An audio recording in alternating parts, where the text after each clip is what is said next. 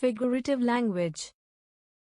A writer simply states the facts as they are in a literal language, but a poet often employs figurative language to create imagery, evoke emotions, and convey deeper meanings through the use of metaphors, similes, personification, and other figurative devices.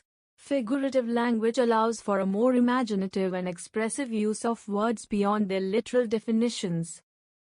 There are many different types of figurative language. Let us see the examples of some of the most commonly used types here. Simile.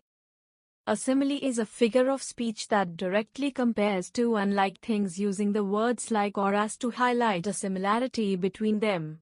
It is used to make descriptions more vivid, imaginative, or expressive. For example, her smile was as bright as the sun. This is a simile that compares the brightness of a smile to the brightness of the sun using the word as.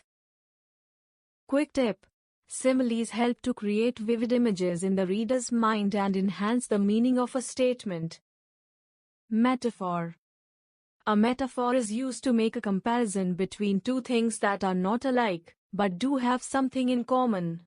Unlike a simile, where two things are compared directly using like or as, a metaphor comparison is more indirect by stating something is something else. For example, her eyes were fireflies. The above sentence uses metaphorical language, which means her eyes resembled or had qualities similar to fireflies in some way. Quick tip: metaphors are used to create vivid imagery, emphasize a point, or convey abstract ideas in a more tangible way. Personification. Personification simply means making inanimate objects and abstract notions spoken of as having life and intelligence. For example, the stars danced playfully in the moonlit sky. The above sentence personifies the stars by giving them the human ability to dance playfully, which is a characteristic of humans. Quick tip: personification is used to make descriptions more vivid, to evoke emotions, or to create a sense of familiarity or empathy with the subject. Hyperbole. Hyperbole is a figure of speech that makes something sound much more exciting or great in magnitude than it really is. It is used to make the point emphatic by overstatement. For example, he is older than the hills.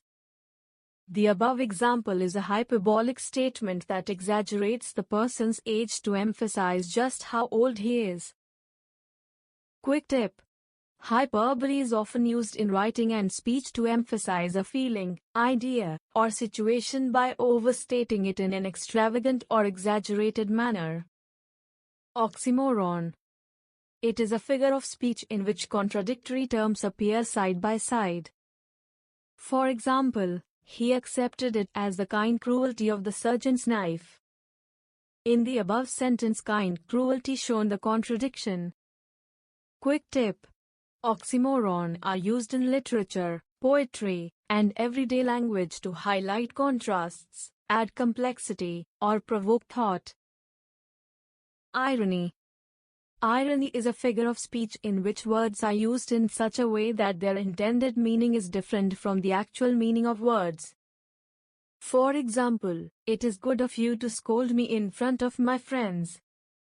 In the above example, the speaker actually means the opposite. He does not think it is good to be scolded in front of others.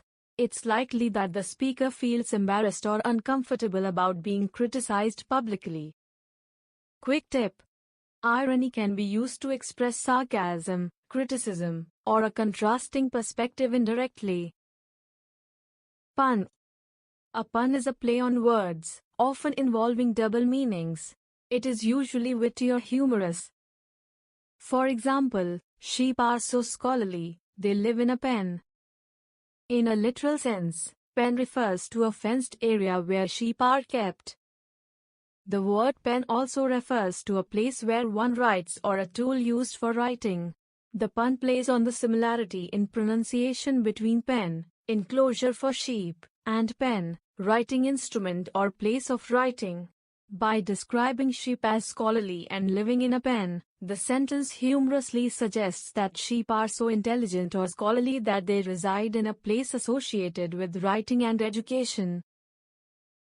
Alliteration. Alliteration consists of the repetition of the same sound or syllable at the beginning of two or more words. For example, Carrie's cat clawed her coach, creating chaos. The above sentence is the example of alliteration where the C sound is repeated at the beginning of several words in succession. Quick tip. Alliteration is used to create emphasis, add rhythm, or evoke a particular mood in writing or speech. Assonance. Assonance is the repetition of vowel sounds within non-rhyming words. For example, men sell the wedding bells. In the above example, the repetition of vowel sound in words men, sell, wedding and bells demonstrates assonance. Onomatopoeia. Onomatopoeia is defined as a word which imitates the natural sounds of a thing. For example, the boom of the fireworks scared the baby. In the above sentence, the word boom is an onomatopoeic word that mimics the sound that fireworks represent. Quick tip. Onomatopoeic words are often used in literature, poetry, and everyday language to evoke sensory experiences or to create vivid imagery through sound representation.